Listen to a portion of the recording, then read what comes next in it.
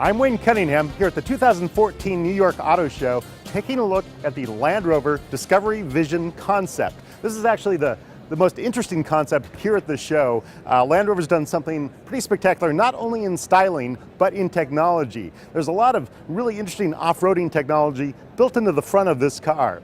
There's laser headlights that give you a better view out the front, and there's also infrared lasers that map the ground in front of the car. The idea behind this is the car really knows exactly what the ground's like, whether it's sandy, whether there's rocks, things like that, and it can tell the driver about obstacles. It can adjust its own four-wheel drive systems to handle that surface, and it can also suggest to the driver a specific route up a gully or a canyon or some really difficult terrain.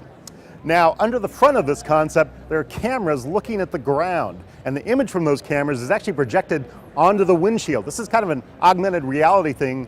What it shows to the driver is it makes it look like the entire front of the car is transparent, so they can see the ground below the front of the car, and that'll actually let them see specifically what the front tires are about to hit. That's really helpful in off-roading. Inside of this concept, Land Rover designed it to have a lot of open space.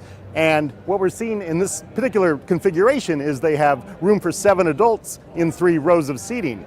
But the driver can actually change that seating configuration with the touchscreen. All the seats are power adjustable, so they can apparently change it to 6, 4, or 5 seating, just depending on what they want. Now, the styling on this concept also heralds a whole new subline of vehicles that Land Rover promises to introduce. It's a Discovery subline, they're calling it, and they're saying the next vehicle in this line will be called a Discovery Sport model. That'll come out next year. We're definitely eager to see that. It probably won't have all this laser technology on it, but it should be as capable as any Land Rover for off-road work. I'm Wayne Cunningham here at the 2014 New York Auto Show.